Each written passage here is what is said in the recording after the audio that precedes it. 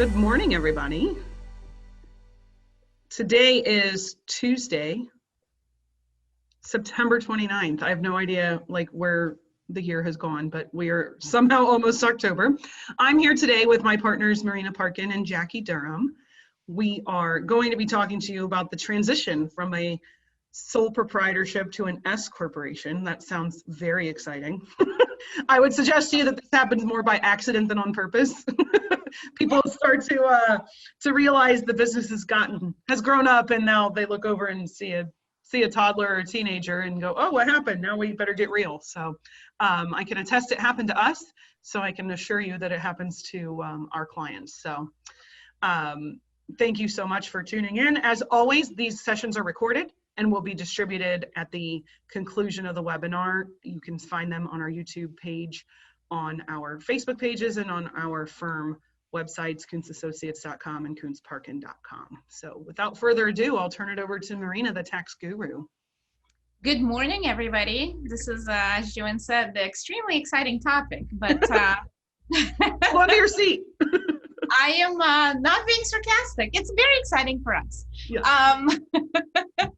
And it's, today really, but we do get asked about this a lot and kind of a lot of different questions. So we thought this was a good subject to start. And if we don't dig into enough details for some of you that are interested, please send us a note and we can always pull apart different pieces of it and dig a little bit more into it on the next round. So really what I wanted to accomplish today is kind of cover three main areas of this question, which is, why would I want to move from sole proprietorship to an S-Corp? And after we figure out why, we want to know, well, when do I do it? And after we figure out when we're going to do it, we're going to cover on what is it that I have to do to accomplish this.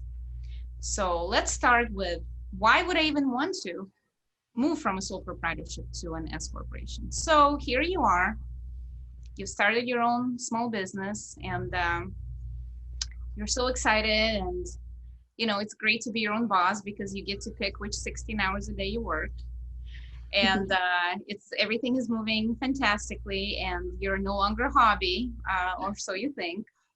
And so you are just moseying along, and now you're kind of picking up speed, and now you're meeting other business owners, and you're reading a little bit here and there, and people say, well, I'm an S-Corp, and I am an S-Corp too, and your accountant may mention, do you want to be an S-Corp?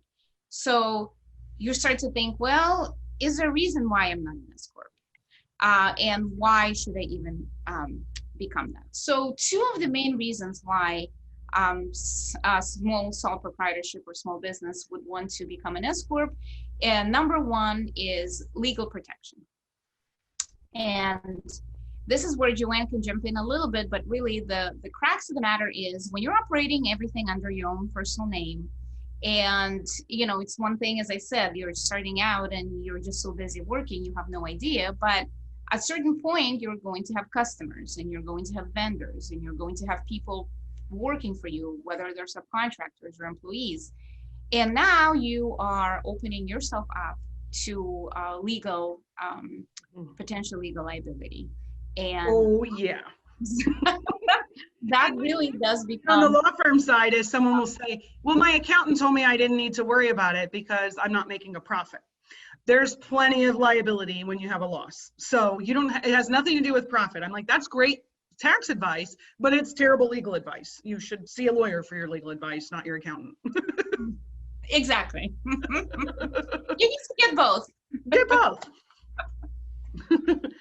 So legal protection is usually one of the main things that pushes somebody to start thinking about themselves as having to open a separate legal entity. Now, having said that, and we'll get into that in a little bit, is having a separate legal entity doesn't automatically make you an S corporation, but that is going to be a first step. And as I said, we'll touch on that in a little bit. So that usually is the first thing that people think about is, I got to get myself some liability protection for this business. And then the second thing that really kind of puts the nail on it is the overpayment in self-employment taxes. So when you are an employee and you have an employer who is paying you a paycheck, the employer is responsible for withholding Social Security and Medicare tax, your portion and then the employer's portion. And you get your paycheck and you don't even know what's going on, what they withhold and send to IRS, and you think this is great. Well, when you become self-employed, that entire responsibility now lands with you. So you are your own employer and you are your own employee. And what happens is the Social Security and Medicare tax on both sides add up pretty quickly. It's 15.3%. So when you're making a little bit of money, you're kind of moseying along and you're really not paying attention. You know you're going to have to pay tax, but you're really not paying attention on what kind of tax you're paying, whether it's income tax, self-employment taxes, or anything else. And as your income starts to grow, you start to see that that 15.3% in Social Security and Medicare increases dramatically and grows really, really quick. Now, people say, well, I've got, dependents, and I've got my mortgage interest, and I've got, health insurance that I can deduct. These are all excellent things to reduce your income tax liability. So the child credit reduces income tax liability only. The itemized deductions where you get to capture your mortgage interest reduces your income tax liability. This new qualified business income deduction that a lot of you have seen in 2018 and 2019 tax return, again, that reduces your income tax liability as well. Your self-employed taxes, which is the Social Security and Medicare, that is just straight calculation over your net business income. So a lot of times when we're looking at the sole proprietor's tax return, we're seeing that their Social Security and Medicare tax are higher than their income tax because they've taken all of these steps to reduce their income tax liability. And when they see a total number, they say, okay, we did all these great things, but your Social Security and Medicare tax is a huge line item. Like I said, and oftentimes it's even higher than your income tax liability. And that's what really pushes you to say, now it's time for me to start thinking about reducing that and planning around Social Security and Medicare tax reduction. So those are the two main reasons why we would want to be moving from sole proprietorship to an S corporation. And the next question then we get is, well, when do I do it? Do I do it when I form? Do I do it 2 years into it? Is there kind of a golden rule? Just from practice and from talking to other accountants and seeing our clients' tax returns over the years, we find that where you really need to start paying attention to this is when you're making around $40,000 net income from the business. So at the beginning, you may just be moseying along and paying these payroll taxes, but the amount of the payroll tax that you pay really starts to add up when you reach around 40 grand in net income. And that would be the time that we would certainly recommend the S-Corp election. Now, the legal liability piece, as Joanne said, even if you just started out your entity and you're not generating profit and you're nowhere near 40,000, you can still go ahead and form a legal entity. But the nice thing is, for tax purposes, we don't need to make this entity be considered an S corporation yet. And where that part really becomes more of an issue, because now you want to save on that self-employment tax, is where you're hitting around 40,000 in net income. Now, I also want to mention, before we get into how do I accomplish all of this stuff, is not every business should be an S corporation. Particularly, I want to mention that any real estate holding entity should not be an S corporation under any circumstances. There's a lot of bad things that go with it, and we will speak on that in a separate webinar for sure, because that requires its own attention. But the key reason at this point for you guys to understand that is any income from holding a real estate, let's say rental income or capital gain from the sale, that type of income is not subject to self-employment tax. So you don't really have a reason why you want to get that business into an S-Corp tax structure. You definitely want to get legal protection for it. So you want to form some sort of legal entity that holds real estate, but from tax standpoint, that entity should never be an S corporation. So FYI, we see that all the time. Oftentimes it's, take away from somebody else did the tax return, or a taxpayer did their own tax return. And we see that, and it's a lot harder to unwind it later. And sometimes we just have to wait until the real estate is sold inside the entity. But starting out, that's not really something that you want to do. But as I said, that's one of the topics that we'll get into, kind of how to hold real estate properly. Any other input here, Joanne and Jackie, before I move into sort of how do we accomplish this sole proprietorship into an S-Corp transition? I have a couple thoughts. Just one thing that I think is funny that I see a lot is, and I just want to clarify, you've already clarified this, Marina, but I feel like I see people say, oh no, I can't be an S-Corp, I'm an LLC.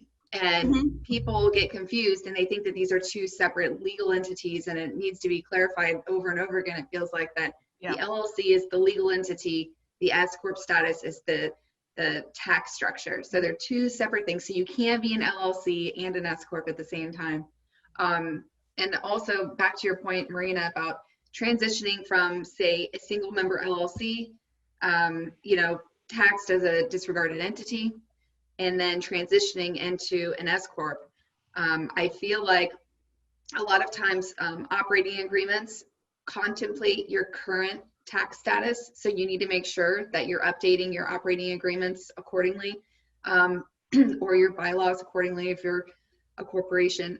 You want to make sure that your governing documents are going to marry with that. And also another area that I kind of see some hiccups is if you start out as a one-man band and say you're an LLC, and then you bring on a new investor, and part of the investment terms are we're going to be taxed as an S-Corp, and since I'm the new investor and I'm only investing X percentage, we're going to make sure that the existing owner gets a larger share of the distributions than I do because I'm not investing as much. But the problem is, I'm sure you'll touch on, the distributions have to be made pro rata in accordance with the actual ownership interest. So it's really important to make sure that before you make these decisions to restructure from a tax standpoint, that you're also making sure that things are being done properly on the legal side as well, and kind of do those things concurrently. Yeah, absolutely. This is a great point, Jackie, because we see, 95% of the small business that achieves a certain level of operations is an S corporation, but there's those that really shouldn't be. Real estate, as we mentioned, is one of them. But the other good point is, if you do want to take different disproportionate distributions from the business, or you may want to seek investment from a foreign investor. These are the things that you cannot do being an S corporation. So there's, kind of specific rules as to how many shareholders you're allowed to have in an S corp, and it's 100, and that's why it's never typically an issue for a small, group or one-man owned business. But these are the things you need to consider. You can't have foreign investments. You cannot have disproportionate distributions. You shouldn't put your real estate in it. So these are the types of things that you would get advice from your attorney when you're thinking, okay, I got to do something about my business. I got to take it to essentially next level. And sometimes we don't quite understand what it means. And these are the types of things we would ask when we meet with you at the beginning, to say, okay, well, what is your goal? Is your goal to be able to get these foreign people to invest in your business? Well, if that's the case, the S corp is out of the question for you. So, or sometimes if your goal is to grow this company and sell this company in a couple of years, that S corp may not be the right thing for you either. There's different types of tax favored rules on owning a C corporation, which is your traditional C corporation, that you start, you develop the product, and you hold the stock for a certain number of years, you sell it, you get 0% capital gain, which is a huge break. And so that you may be in the business where you're developing a product and your whole goal is to sell this in 5 to 10 years. S corp is not for you. So that's the kind of stuff that we would ask at that initial interview, to say, you know, where should you fit? Like, where do you fit in this puzzle? And that's definitely very important. And the first point, Jackie, that you mentioned is it segues very nicely into sort of my, you know, what do I do now? Okay, great. I need to form a legal entity. What is it? What am I going to be legally? Oh, I need to form an S-corporation. That is not what you're forming. So what you really want to start out with is a legal entity. Now, you can get to an S-corporation in a couple of different ways. The most common way now is you first form an LLC or a PLLC if you're a professional person who holds a license inside that entity. But the most common thing is to form an LLC first and then make an S-corporation election. What a lot of people do that do their own work is they say S-corporation, great. I am going to form a corporation and then I'm going to do this S election. Well, then you go on Sunbiz or whatever state you're in, and then you form a corp or an Inc. And although technically, legally, again, that is an okay thing to do, you have just created a lot more work for yourself to be able to maintain this Inc. or corp alive with the state. And Joanne can jump in here with a couple of points of why corporation versus an LLC is a more cumbersome type of legal entity. So you've got some different requirements. With the LLC, the purpose of it was to be a bit more relaxed. Back before the LLCs were popular, you essentially had two choices. You could be a partnership and have more than one partner and have liability protection, but you had to appoint one general partner who was liable for the acts of the business. So that's not ideal. It gives you nice flexibility, but somebody still is taking the fall personally if there's some liability on behalf of the business. The other alternative was to form a corporation.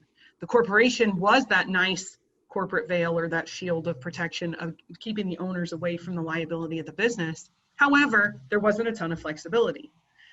The marriage of that brought the LLC, which gives you the flexibility of the partnership, the liability protection of the corporation. It also simplified some of the corporate formalities that you have to observe. In a corporation, you're required to hold an annual meeting and keep minutes of that meeting. That's not required in an LLC. It's best practice. It's a good idea to do so, but it's not required. So, you know, my running famous joke, you say the devil's in the details, I say Morgan & Morgan for the other people. Probably the best tagline ever, at least mine is, I think. But when you do have an issue with Morgan & Morgan, that's the first thing they're going to look for, is to tear that liability protection apart and say, you did not meet the corporate formalities that are required.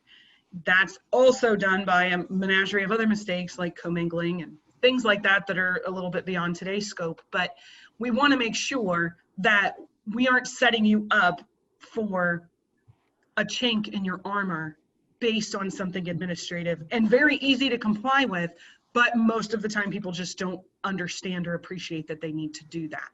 So I always joke with the realtor friends that we work with and say, for as much paperwork as they handle, they certainly are averse to paperwork when it comes to their own business. So when I know that someone is not an administratively strong client, I absolutely want to ensure that they're in an LLC as opposed to a corporation, just so that unexpected deficiency doesn't cause the door to open for liability for them personally. And we'll beat the door about the liability. That goes both ways. It's protecting you, the individual, from the company's liability. For the people who say, well, I'm in sales or I'm just, you know, a consultant, so I'm not going to have any liability. That's great, but you might have personal liability. You drive a car. Do you have a teenage driver? Even worse. Do you have a college driver? Even worse. If you have people that you're responsible for that are driving cars, you can end up with liability in a heartbeat. It's expensive to drive by the hospital, let alone put someone in it. So insurance limits can be maxed out very quickly, because that's the other thing I get pushback from people. I'm not worried about liability. I have really good insurance. They have entire buildings full of people that are in the claims department paid to say no. So that's great. I always tell people insurance is like long underwear. I would wear it if I was skiing. It's just not all I would wear. So it's great to have. I'm not suggesting don't have a liability policy or an umbrella, but I wouldn't rely on that solely. Once you get your LLC up and running, You do have some startup costs, but the ongoing continuing costs are pretty nominal considering the liability protection that you pick up. Absolutely. This is fantastic. And when we do the formation in-house, and we, as I said, we will interview you and find out exactly what type of entity it is. And if we determine that you are going to be an S corporation, we do an S election for you. However, if you do your own formation, or sometimes you go to, let's say, another attorney's office, and it just depends on what kinds of different things people do as part of their formation package. But sometimes you're left with making that S election on your own. And I want to mention a couple of things about that. So making that S corporation election, that is an election that gets filed with IRS. As we said, this is not a state. The state of Florida doesn't care what you are for tax purposes. So the S election is a IRS form that needs to be filled out and sent to IRS. IRS is also aware that most of the people that do fill out this application have no idea what they're doing. And as a result, they give you 3 years and 75 days from the day you want the S corporation to be effective to actually file this election with a late filing excuse. So technically, you're supposed to file it within 2.5 months of the beginning of the year when you want to be an S corp. That's technically. But if you're late, you do have 3 years and 75 days to send in the late filing election with a certain verbiage explaining why you didn't do it. And typically that verbiage is, I have no idea what that even is. And the minute I became aware of it, here's my form. Coincidentally, the 3 years and 75 days is exactly the same amount of time that the 2020 tax season is going to last. That's right. It just happens to be the same number. Who knew? That's funny. And because it's true. It's sad because it's true. The issue with that 3 years and 75-day rule on the S election is that you can't file contrary to that. So if you already filed your personal tax return and included your sole proprietor schedule in it, and the return has been filed and accepted by IRS, you cannot go back and amend for you to be an S corporation. But what relief that 3 years and 75 days gives you is if you, let's say you may just be a late filer. We had a client that we caught up 4 years for a couple of months ago. Everybody's coming out of the woodwork, and we, it was a sole proprietor, and we decided that he was an LLC, he was a single member LLC, and we had decided that it was beneficial for him to be an S corporation. And I guess luckily in this case, because he hasn't filed, we were able to go back and the last 3 years of the filings that we had to catch up on, we were able to make him an S corporation. So the savings were realized then. Or the other relief that gives you is if you had already filed an S corporation return, but never did the actual election.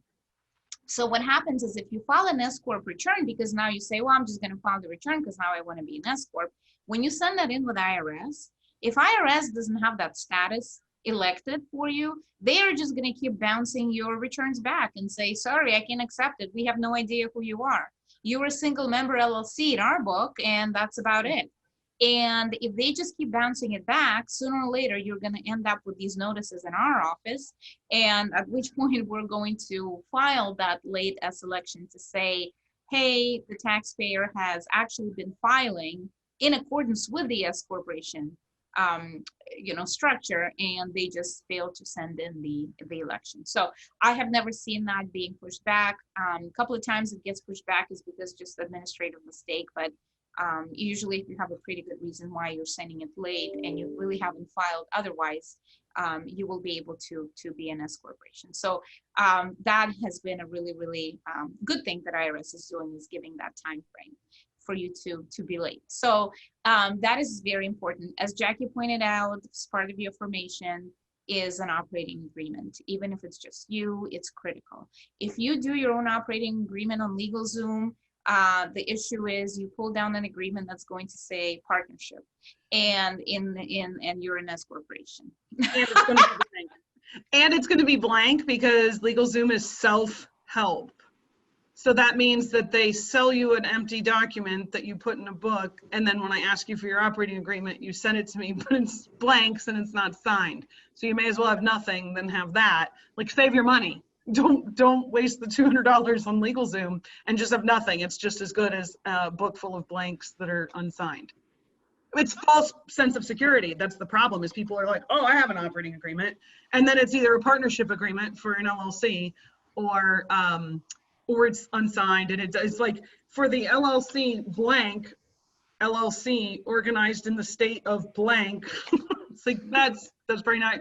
Morgan & Morgan's gonna see through that one too. And it's not signed, so. And it's not signed. Mm-hmm. And if you have more than one member, and more than one, now that you're an S-Corp, more than one S-Corp shareholder, everybody has to execute an operating agreement. It's critical.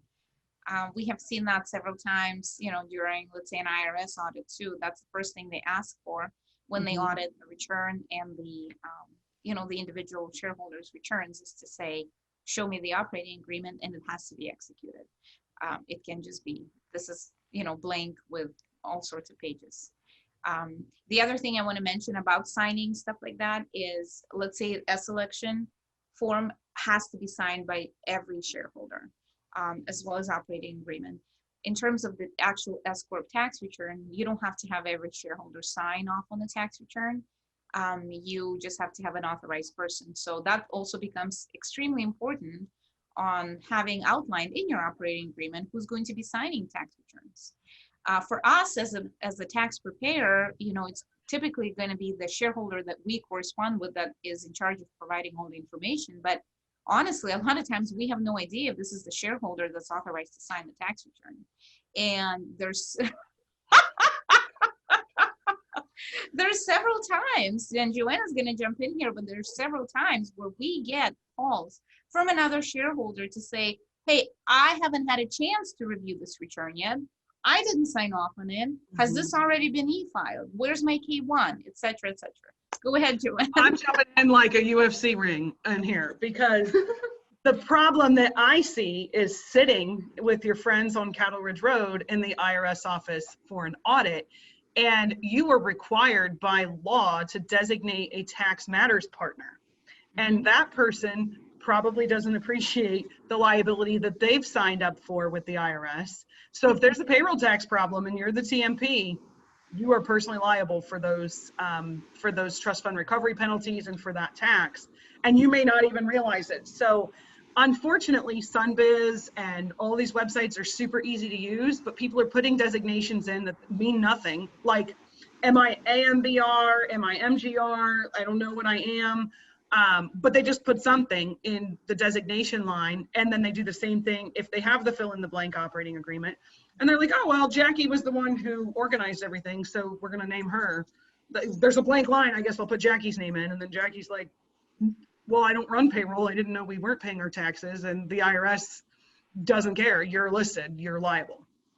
So there's just so much that goes into it. If there's enough business to get up and running and to have customers and for this to be a real operational company, there needs to be enough money to make sure that your organizational structure is sound, because the surprises are not fun, and they are they're costly, and they can ruin the relationship. They can ruin the business relationship, because now one person is feeling cornered. They may feel set up. That lack of communication and that lack of understanding at the commencement of the relationship is really oftentimes the beginning of the end when the demise comes.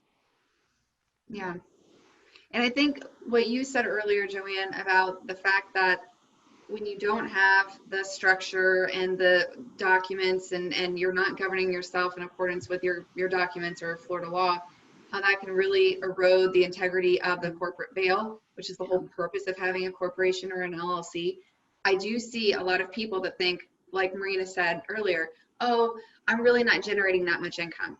Well, if you're out there operating as a business, the fact that you're not generating a lot of income doesn't limit the liability that your company may face. And if you haven't been operating yourself properly as an LLC or a corporation, now you personally are going to be exposing yourself to a lot of liability. And the revenue that your business is generating has nothing to do with that. So I thought that was We really also see that get tangled up when people own multiple rental properties or commercial properties, and then there's a sales tax problem, and now 3 partners are personally liable because nothing has been done properly. We see that a lot. I see with rental properties that people hold in their holding companies where they're paying the taxes personally because they get points on an Amex. I mean, I couldn't hate Amex points more than Kyle Koontz's girlfriend if he had enough money to have one. But you know, it's such a problem, and it's something that people overlook. Like, it's no big deal. I had an audit recently where the client couldn't find the insurance payment. And then we found out she didn't have insurance on the building. That's why we couldn't find a payment. Taxes were not being paid from the appropriate accounts. And, you know, they had like 3 or 4 different holding companies for rental properties, and there's you've wasted all the money on the LLC setup, because what you've done is made it worse. Now you've definitely cross-contaminated everything. And these are people with college drivers. So it doesn't have to be that somebody falls down in the rental property and hits their head. It can be that you've got some personal liability, and now they're trying to pierce the corporate veil to get inside of the company to get the asset, particularly when that asset is real estate. So even if you say, I'm in consulting, I'm in a business that is not going to generate liability, it doesn't have to be. The liability can come from you personally. It doesn't matter if it's not an operating business and it's just holding real estate. Same thing applies. Same pitfalls are there. Mm-hmm. Absolutely. And this is exactly the kind of thing in this discussion that becomes a little bit clear. When a person comes in and we look at the return, and me from the tax standpoint, I'm going to say, oh my God, you have been overpaying these payroll taxes for years. Just by you sitting here, I've already saved you $10,000 every single year at this level of income. Let me take you there. These are all the steps that need to happen. Mm-hmm. So you want to immediately turn around from your little Schedule C that you've been filing and overpaying payroll tax to an S-Corp where you see the savings. But to go from A to B, these are the steps that are very important to. So really, it has to be worth it. And you have to understand that you have to make this happen for you to really operate as a legitimate business, protect yourself, protect your business from yourself, and protect yourself from the business. And also then, as a result of all of that, you're also able to enjoy the tax savings. So this is what's important to understand, is that it does take some time. And thankfully, there's people who can help you. You don't have to do this yourself. If this is, you are, better, your time is better spent running your business. So that's why we're here to help. That's why, you hire an attorney, in the CPA, at least if you hire a professional, if you hire a CPA who's not an attorney, that's okay, because they will at least tell you, please, you're going to need legal help here and there if the CPA, understands that piece of it. So going to seek professional is going to be a key in this journey of yours. So, taking that, kind of the next step is, okay, now you formed it, you've got your operating agreement, you've got everything, set up, you know who you are, you know what your title is. The next thing you have to do is open a separate bank account if you don't already have it, which is the next big thing that people say, well, I've just been putting it in my own personal account, and I've been paying bills out of it and all that stuff. Even if you're not an S corporation, if all you've done so far is just create a legal entity and you're, disregarded LLC, having a separate bank account for your business is key. You as the owner can contribute money into that account for growth of the business.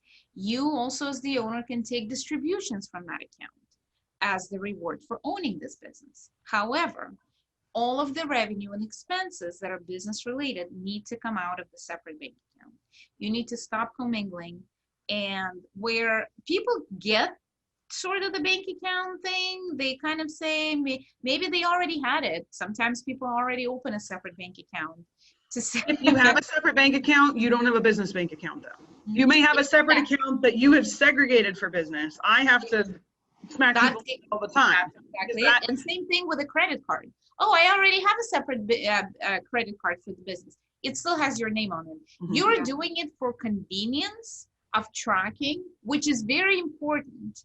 However, if you want to do things right, the bank account, the credit card, all of those things need to be in the name of in the legal name of the business.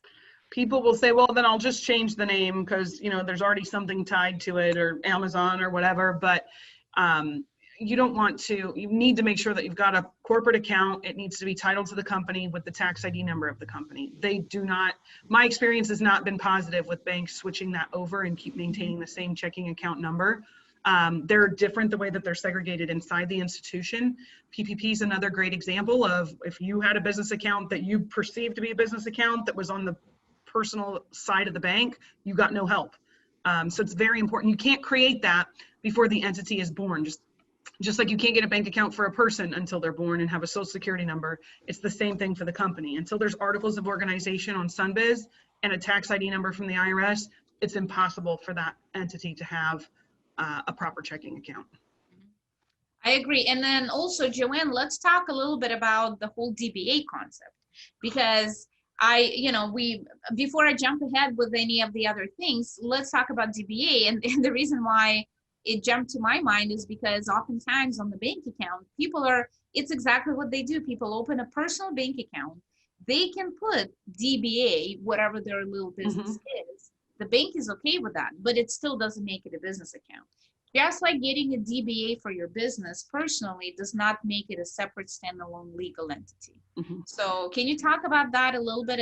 Can I get a DBA without being an LLC? It's a DBA is a DB don't. Like, you should, you don't know what you're doing. So yes, any person can get a DBA.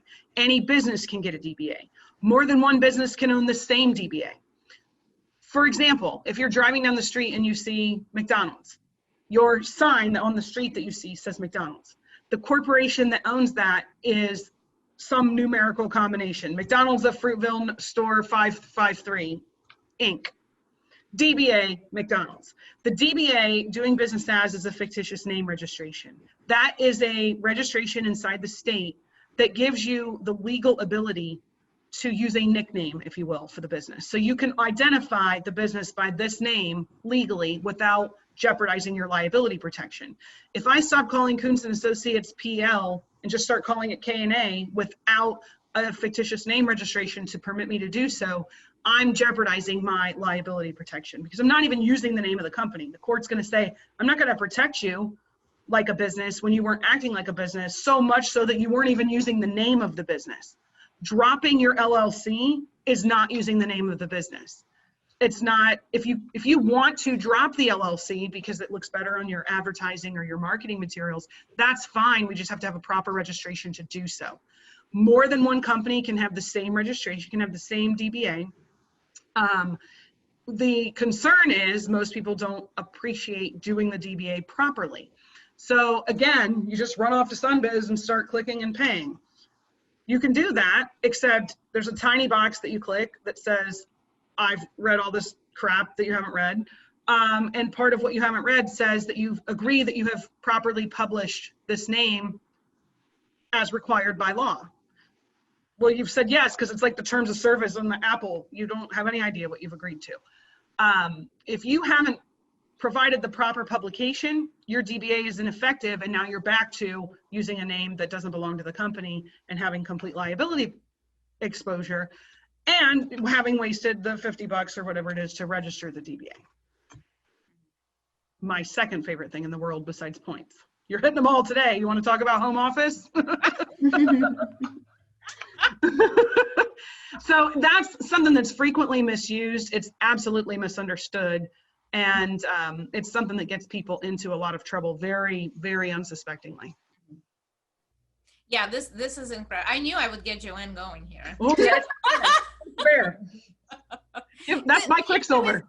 We see this kind of stuff all the time. And oftentimes, if people come in from the beginning and we're able to help them and take them through these steps and handhold a bit, it's definitely great. But oftentimes where we get clients is in the middle of all of this process, at whatever stage you may be. And it's just what we do. I always tell Joanne is that we teach, we continue to do what we're doing right now. We continue to do with every client that comes through the door who is growing and the business is changing and shifting and they're on to the next stage, is to really teach of how to properly do it so that you are going to stay out of hot water. And these are the things that we see often, because people at the beginning of the formation, or they think they're small, they can do it themselves, they don't want to spend the money, and they don't want to take the time to read. If you're not going to learn about it yourself, and you don't want to spend the time to hire somebody who already knows it to do it, you're going to do it wrong. There's absolutely no way that you're going to be able to hit these things on your own without having a pitfall. And you're lucky if nobody ever comes after you and this never becomes an issue. But the problem is when it becomes an issue, it is a little late. So that's why we want to make sure that you are taking all of this serious. And that's really the purpose of doing these sessions for us, is to keep teaching you and just keep highlighting this thing is not easy. This is complicated stuff. And that's why, we're good at what we do and you're good at what you do. And so let us do our work to help you run your business. It's just critical. Yeah. So okay. So now you've got your bank account. This is great. You've got the right bank account. You even have a credit card in your business name, and you're operating, and everything is fantastic. Now, what's the next hurdle for you to jump through? Record keeping system. But what do I do? Is it going to be a shoebox? Is it going to be the back of the napkin? Is it going to be QuickBooks? Is it going to be Great Plains? Is it going to be, what's it going to be? And the key here is it's really going to be whatever works for you, but it's critical to have a system where you keep track of all of your income and expenses, all the contributions you make to the business, the distributions you take, and anything that is really business related that you need to capture. And this works, this is really necessary for a variety of reasons. Number one, again, if you have a separate record keeping system, that still reinforces the fact that you're standalone legal entity. And like Joanne says, if you're in hot water and you're in court, they want to see the business records. They want to see the bookkeeping system. They want to see your income statement and a balance sheet because that really shows that this business is operating and living as a standalone legal entity. Mm-hmm. For tax purposes, if your record keeping is all over the place, the loser is you. It's not the IRS. You are not going to be able to deduct everything that you can possibly deduct. Or if you think, oh, it was about $2,000 and that's what you put on your tax return, your risk of audit is higher. When you're putting down approximate numbers, like Joanne says, don't tell me everything ends with a 0 or a 5. It's impossible. I always tell people, when's the last time you went to Publix and your bill was $50 even? That's how bad it looks on your tax return. Like you look at the cashier, like really $50? How many times that happened in the last 10 years? Mm-hmm. And look how often you go to the grocery store. That's how much I don't believe that everything ends in 0. Mm-hmm. That's exactly right. And that is, and your amount may be reasonable, but what's going to flag you for a potential audit is going to be these amounts being so perfectly round all the time. So doing the approximate thing is not going to work. You're going to lose out. You're putting yourself at higher risk of IRS audit, and you really don't need that. And it's really this whole thing of, I think I paid for this, but let me find the receipt. And in just a minute, oh, you know what? I got to go back and look through my piles. And we had a client who, and this happened early on in our business. The client was picking up the tax return. They were at the front signing the tax return and flipping through nonchalantly, which of course they should have already done because the tax return was due tomorrow. But nonetheless, here they are reviewing the return and saying, I swear that I paid this $10,000 advertising thing that I did. And where is that? Well, I don't know. Let me go back, and I want to make sure I didn't miss it. Well, I did miss it. He missed giving it to me because it was paid for using a different credit card because he happened to not think he had enough money in the business bank account, or he forgot, or he didn't have the card with him, whatever the case may be.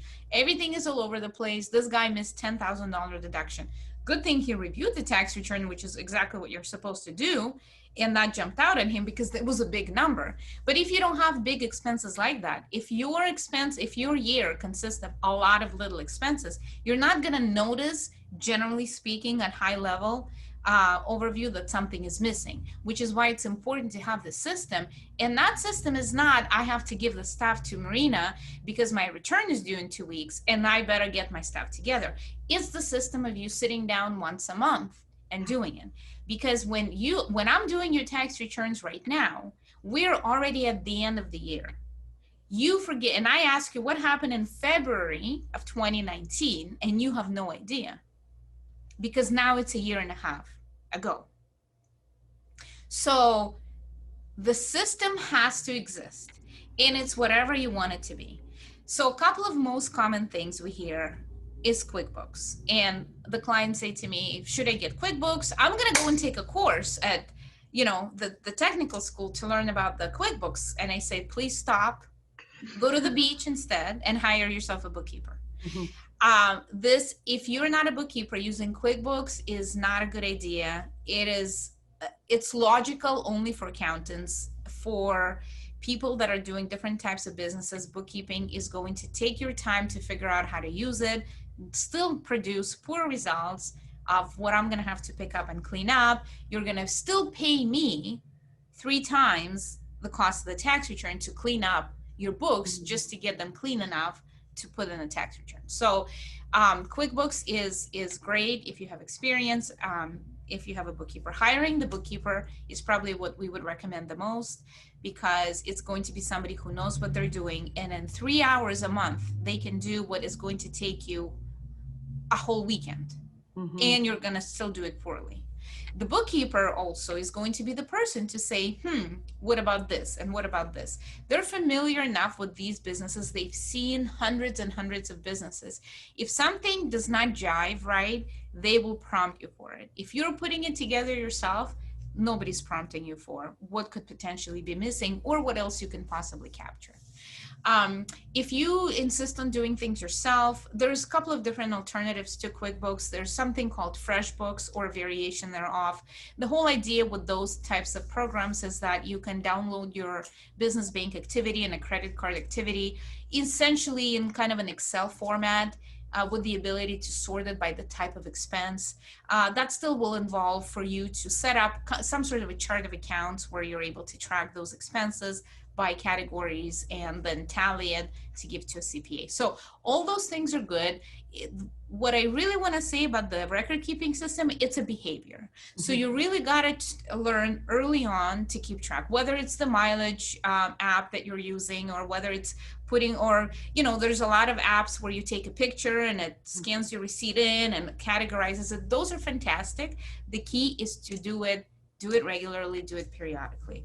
And it's not just for me to do your tax return, it's for you, the business owner, to see if there's any trends. Mm-hmm. Hey, I spent this much on this expense. Does that mean anything? Did that result in any more business? Or that expense has tripled in the last 3 months. Why? These are the things that are even more important than the tax return, because they help you run your business. So these numbers are relevant, and they're relevant and important for you to track them timely. So the bookkeeping system is definitely something that I cannot harp on enough, and at any size of the business, it's important. Any other things here, Joanne? I know that we see all sorts of things here in this office. We sure do. I just can't stress enough the consistency of what you're talking about with the bookkeeping. I tell people, I don't care if it's colored construction paper. I care that you use it. So whatever you will use, be it one of the expense tracker apps where you scan your receipts, none of that really matters. It matters that you will actually do it. You can have fantastic QuickBooks. If it's empty, it's still not helpful, just like the operating agreement. That's right. Those, we do get the QuickBooks file that has been run for January, February, and March. And then we get the receipts shoved in little folders with paper clips for April to December. And it's completely counterproductive if you tried and failed. And now what do we do? Which system are we going to pick up and go? The other problem, if you're not tracking it and you're using the shoebox, is you have no way to know halfway through the year, like, wow, I spent that much on Zillow ads, or like things can creep up on you. And if you are using the shoebox, you're probably on extension, which means you're a whole year behind being able to fix anything. So it's just like like a diet. If you track your calories, you probably won't be fat. If you, you probably won't have a lot of financial snacks if you are actually tracking your expenses.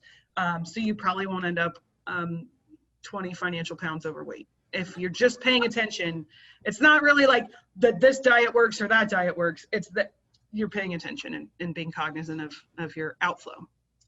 That's absolutely right. And in fact, we're nearing the end of the year, which is, you know, once we get through our extension season, November, December are the 2 months where we do a lot of tax planning. And that tax planning really is a way for us to look at where you think you are year to date, which requires you to have good financial records of where you are year to date. Doesn't have to be exact. We use approximate numbers, but it gives you the idea of what you may owe in taxes for the rest of the year based on this year to date income and expense. And also, what else are you going to do? Oh, can I buy a truck? Well, do you need a truck? I don't know. Did you incur a lot of expenses? Do we have enough deductions? Do we need a truck? Well, I don't know. Well, if it's in a shoebox, I cannot answer that question. I can answer it academically, but for your particular situation, I will not be able to give you good advice if we don't know what year-to-date numbers we have to work with. And I'm telling you, November and December are key. The other big thing that it's going to affect is if you're contributing anything to retirement plan. Oh, should I do this or this and 401k? Well, do you have any money to contribute? And is it going to make any difference to you? And you people forget that a lot of those things have to be done before the end of the year. A lot of particularly retirement plans, you can contribute after, like IRAs or simple IRAs or things like that, or SEPs, I should say, but certain things like the 401k or, a piece of the simple IRA, you have to put that in before the end of the year. And if you have no idea if it's going to make any difference to you, you don't even know to do it or not. So it is critical to get yourself together to do the year-end planning and have good numbers to close out the year and move smoothly into the tax return preparation. So that was one of the other things that you're going to have to do with the S-Corp is you're going to have to file a separate S-Corp tax return, which then the net income flows from there into your personal tax return for calculating your overall income tax liability. And that is key also. And to us, it seems logical. Well, of course, you file an S-Corp and then the individual. But for a lot of other people that are moving from sole proprietorship to an S-Corp, it is not quite logical. They still don't understand the concept that the S-Corp is a separate tax entity, separate legal entity, but for tax purposes, you still need to capture that net income on your personal tax return. So oftentimes, as I said, we get people at different stages of this process. And I had a client that I talked to at the end of last week. They had a consult with me about hiring me to do their personal tax return. They had already done their S-Corp, or what they thought was their S-Corp, and put things in there that were completely all over the place. And I had a client who had done the personal tax return and hired me to do the S-Corp, where we haven't captured that there. And well, I just need the S-Corp return. Sure, but how do you know how to file your personal if you don't have the net income from the S-Corp? These are the things that, again, we educate you on when we prepare these returns, but you have to understand you're going to have the separate S-Corp filing that is going to essentially reflect the income and expenses that you used to show on that Schedule C, profit or loss from small business. You're not going to have Schedule C anymore. You're going to have the S-Corp return that shows your rent, your revenue, shows all your expenses, gets down to net income. That it flows into your personal return as a one-line item. Net income tax is calculated on that. It is very important. And people say, well, now my tax return is easy because it's one line. Sure, but we have this whole S-Corp tax return to do. The one thing too I want to mention is the profit or loss Schedule C gets a little bit more scrutiny from IRS in terms of the types of expenses that are on there. Again, we talked about some of the, red flags as far as the expenses, the amounts on any type of return. But normally, if you have business expenses on the S-Corp return, they're a lot less likely to get looked at as long as the amounts are reasonable, etc. It's, normal for a business operation to have these expenses, as opposed to the Schedule C is always like, is this a real business or what's this person doing? So just FYI, it's always good practice to have your expenses there. And we always recommend to track, to have a lot more categories of expenses with smaller amounts in each. Again, not necessarily just from tax standpoint, but from you tracking as an individual, as just kind of a business owner and making decisions from it. So these are all the things that are in good practice anyway, not just for the tax return preparation. So we have a separate tax return. And the last thing that I'm going to mention is that as an S-Corp shareholder, you're going to have to pay yourself salary from this S-Corporation. That has also been something that's always been around, but it's a lot more enforced now. Again, you're doing this S-Corp because you're saving on Social Security and Medicare tax, but IRS says you're still doing the work. So you're still working in your company as an employee. Therefore, some of the stuff that you're taking from there is not just shareholder distributions, they're also compensation for your services. So if you are active in your company and you are making, you are the, result in revenue, your services, and those services need to be compensated. We have a whole separate webinar dedicated to reasonable compensation for S-Corp shareholders. So we will touch on how to and what things to watch out there, but just know that you're going to have to go on salary and take salary and distributions from your S-Corp. And that all kind of will result in you now going from your little sole proprietorship to an official S-Corporation business. Any other comments here, Joanne or Jackie, to kind of round this up? This is a lot, but it's some of the key points. You covered a lot, so I have nothing to add. The only thing that I'll say is people have a tendency to think that LLC is small. Like, I'll start small, be an LLC, and then when I get bigger, I'll be something else. Google is an LLC. So you do need to take it seriously and have it properly documented. It is a real business, and it's absolutely something that, when done well, can give you very, very solid liability protection and tax protection. You just can't throw it out there. It's got to be done right. If you're ever unsure if it's difficult, just Google some of the Florida case law. Like lawsuits about businesses. You'll call someone immediately, or you'll go to your favorite bartender. Or both. Oh, get a lawyer and a bartender. Get a lawyer. Yeah, you're gonna need a lawyer and a bartender to go through this process. That's for sure. Yeah. Absolutely. Thank you so much, ladies, for your expertise and your time. Thanks everyone for joining us. As always, do please consider sharing with us whatever topics you'd like to hear more about. We'd like to make sure that we're delivering content that's relevant and something that you're interested in hearing, so that we can help your businesses, your real estate investments, and your taxes stay as well as we can. So we'll be back next Tuesday. Thanks so much. Have a great week. Thank you. Bye.